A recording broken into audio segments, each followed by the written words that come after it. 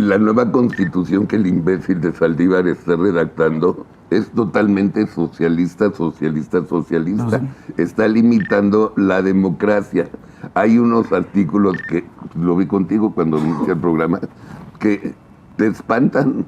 O sea, te pueden quitar tu casa si lo deciden. Es un autoritarismo que va a estar presente y la gente se tiene que dar cuenta. Arturo Saldívar es un traidor, es un come mierda absoluto. Pues iniciaron campaña donde, por ejemplo, Claudia Sheinbaum presentó sus 100 propuestas.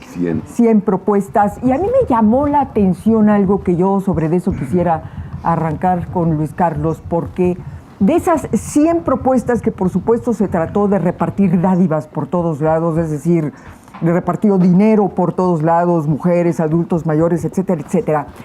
Pero a mí me parece que lo más importante de esas 100 propuestas son las que se refieren al Poder Judicial. Al Poder Judicial, donde hay nuevamente un ataque directo a ministros, jueces y magistrados. Tú, Luis Carlos Ugalde, con Integralia, has hablado de los 10 riesgos políticos para 2024 y precisamente has hablado de los riesgos que corre la autonomía y la independencia del Poder Judicial. ¿Qué te parecen estos puntos que presentó Claudia Sheinbaum? ¿Qué te parecen? Hoy en la mañana venía escuchando también al ministro en retiro, Arturo Saldívar, que se ha convertido en cabeza de los ataques y la descalificación a los ministros, es decir, el señor me parece que escupe para arriba. Sí, 100%. No, escupe para arriba, pero a ver, Luis Carlos. ¿Otra vez? ¿Qué es esa imagen? Tu casa, Carlos. ¿Qué? Creíamos que pues Betty Pajés. Pues sí, no espantes. Sí, estaba Betty Pajés, claro. Estaba Betty Pajés en la mañanera. Bueno, luego hablamos de eso. Sí, pero perdón. A ver, empezamos porque Luis Carlos Ugalde nos hable de estos 10 riesgos políticos para el 2024, empezando, si te parece, por favor, Luis Carlos, por el tema de los ataques al Poder Judicial y a la Corte. Bueno, primero, Sheinbaum dio a conocer su programa de gobierno. Creo que ya no hay nada nuevo después de lo que presentó. Y creo que lo que queda claro es que ella acompaña buena parte de las medidas más radicales de López Obrador. Hay muchos empresarios y organizaciones que han expresado el beneficio de la duda de que quizá Claudia es una persona más moderada, más pragmática, con una mente más ordenada por su entrenamiento científico, y ella misma y a través de sus colaboradores más cercanos ha estado con el sector empresarial mandando señales de que con ella las cosas van a ser diferentes, de que ella es más amigable con el sector energético de renovables, de que ella no come lumbre, de que ella es diferente. Sin embargo, la propuesta que hizo en el Zócalo de la Ciudad de México es una propuesta muy radical, es la continuación de López Obrador y en específico en el tema judicial, que yo creo que es el paraguas debajo del cual se puede desmoronar nuestra incipiente democracia de pesos y contrapesos. Sigo incipiente porque ha funcionado con hoyos, ha funcionado en ocasiones con corrupción, pero sí ha sido una ventanilla de última instancia en casos extremos, sí ha sido. Entonces, Claudia y su asesor estrella Saldívar, los dos están a favor de modificar. Y ella dijo textualmente, tiene que haber una elección de los ministros por voto popular. No habló de mecanismos indirectos, no matizó su propuesta, dijo eso.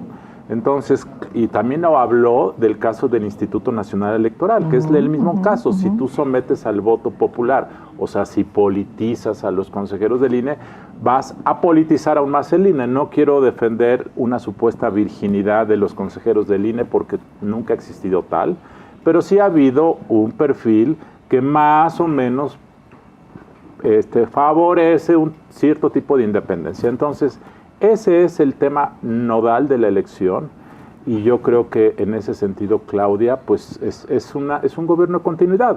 Punto. No hay un matiz en lo que ella dice. Así es que, como nosotros dijimos en un reporte de Integralia que publicamos en enero, antes de que surgieran las propuestas de López Obrador el 5 de febrero, y antes de saber esto, este es el riesgo nodal de la elección presidencial. Ya ni siquiera es quién va a ser la gerenta del país, que es muy importante. El tema nodal es que lo que está en juego es la arquitectura de la casa, que se puede modificar para siempre. Oye, no, pero además, es decir, aquí el tema del riesgo, la forma como se ataca al Poder Judicial, es decir, hay que decir con toda claridad cuál es el trasfondo. El trasfondo es que llegar a un régimen donde no haya equilibrio de poderes, donde no haya división de poderes, o cuando menos que esta división de poderes esté muy acotada. Es decir, Eso es así, y responde a la visión populista del ejercicio del poder. Para el populismo, sea cual sea su faceta, sí. Ahí está Trump en Estados Unidos, ahí está Bolsonaro en Brasil, el tema no es que haya vigilancia del poder, que esa es la concepción que en esta mesa tenemos, que es la concepción liberal de la democracia. Hay que vigilar a quien ejerce el poder, porque si no lo vigilamos va a abusar del poder y va a abusar de todos. Para el populismo, la democracia es un ejercicio unipersonal para transformar la realidad. Entonces, los contrapesos te obstruyen, los contrapesos limitan, los contrapesos te detienen. Por eso es que esta concepción es, yo soy el pueblo, por lo tanto a mí nadie me tiene que venir a decir cómo hacerlo, porque yo represento la voz divina de la gente. Por eso es que para el populismo los contrapesos son un obstáculo, son una traición, son un mecanismo para detener la marcha de la historia. Fíjate que lo que estás comentando, Luis Carlos, es bien importante y coincide con el pensamiento de Diego Fonseca en Amado Líder. Y él empieza, escribe este gran texto, es muy extenso, precisamente con la llegada de Trump. Es decir, el populismo no tiene que ver con izquierdas o derechas, el populismo es. Y el populismo lo que hace es utilizar la vía de la democracia para llegar al poder y desde ahí demoler toda estructura que pueda configurar un contrapeso, que pueda configurar un estorbo, una limitante para el ejercicio de ese poder unipersonal, arbitrario y autoritario. Dos, de lo que decías, vaya, ni para eso puede ser original Claudia Sheinbaum. No. ¿Qué fue lo que presentó? Sus 100 promesas López Obrador, ¿se acuerdan? Que las hacemos aquí comentadores. 100. Ella también llega con sus 100, sus 100 promesas. 3, de lo que decías, de Arturo Saldívar. Aquí tengo, que es un periódico que es más del régimen que casi que La Jornada, pero fíjate lo que dice Saldívar, porque ayer tuvieron conferencia de prensa, Sheinbaum, presentaron el plan de seguridad. Y Saldívar. Corte empató su agenda a la de la oposición, alerta Saldívar. El ministro en retiro señala que la Corte se alineó a los intereses de los adversarios al gobierno de López Obrador. Fíjate nada más, ya empató en el discurso a López Obrador, ya está proponiendo lo que no había dicho antes que estaba a favor de ello, y lo que comenta Luis Carlos es absolutamente cierto. En primer lugar, ya tenemos un sistema, y aquí lo dijimos, de una elección indirecta, popular, de los ministros de la Corte, ¿no es cierto? ¿Por qué? Porque propone el presidente las ternas y el Senado en su mayoría calificada es el que decide quién va. Entonces eso es indirectamente, hay una elección con una característica, que estos no son representantes populares, son impartidores de justicia y garantes de la Constitución. Y cuando un presidente, con eso ya me callo, cuando un presidente dice, y por encima de la ley de la Constitución, mi autoridad moral y política, estamos jodidos. Porque entonces ya no tiene ningún respeto a nuestro orden institucional y constitucional. Y Claudia Sheinbaum, no se engañen, para que luego no digan que, ay, es que nos confundimos, es que creímos, es que la esperanza, es que el beneficio de la duda, ya carajo, hace 6 años todavía se las paso.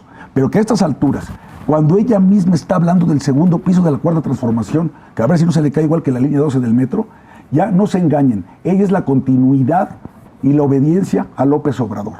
¿Queremos más de eso? En nuestras manos está decidirlo. No, pero súmale que la nueva constitución que el imbécil de Saldívar está redactando es totalmente socialista. No sé. Está limitando la democracia. Hay unos artículos que, lo vi contigo cuando inicié el programa, que te espantan. O sea, te pueden quitar tu casa, si lo deciden, es un autoritarismo que va a estar presente y la gente se tiene que dar cuenta. Arturo Saldívar es un traidor, sí, es un comemierda absoluto, que rompe las reglas de la Corte, renuncia sin ningún motivo para alinearse a Titina, y le vale madre. Y él mismo, lo que le hice ahorita en la cabeza, dice cuando él fue presidente, o sea, él también se alineó. No. Cuando él fue presidente era otra corte. Y lo mismo dice el presidente. Es más, dijo el presidente el otro día... Cuando tienes a 3 traidoras y en la corte, ahí no hay bronca. Ahí sí no hay... Bueno, pero el propio presidente dijo, si Saldívar hubiera estado de presidente, Lozoya no hubiera sido liberado. ¿Qué quieres ¿qué quieres decir con eso? Porque además hay otra cosa. El presidente no distingue entre impartición y procuración de justicia. No. La procuración de justicia es hacer una carpeta de investigación a partir de una serie de datos que se presentan en una denuncia o de oficio y se llevan con un juez de control. Si el juez de control ve méritos suficientes, entonces vincula proceso al posible responsable. Pero si no, parte del principio de presunción de inocencia y de debido proceso. Mira, estos están queriendo hacerlo al revés. Claro. En mi opinión, este es un desgraciado y se tiene que ir a la cárcel. Y cuidadito, y juez, te pones en medio o me llevas las contras. Mira, pero regresemos a lo que decías tú hace un momento, Javier. Ayer efectivamente presentó Claudia Sheinbaum sus 5 ejes o no sé cuántos ejes en materia de seguridad. Y hay una contradicción en todo esto que a mí me llama mucho la atención, porque por un lado, ahí estaba Omar García Harfuch, por supuesto, ahí estaba la exfiscal de la Ciudad de México, estaba Arturo Saldívar, en fin, trataron de hacer una presentación muy sistematizada en materia de seguridad. De alguna manera hablaron del crimen organizado, pero a mí me llama mucho la atención esto. A ver, Luis Carlos, ¿qué opinas? Porque tú, en la presentación de estos 10 riesgos que ha presentado Integralia, el tema del crimen organizado es uno de los grandes riesgos para el 2024 y para adelante, por supuesto.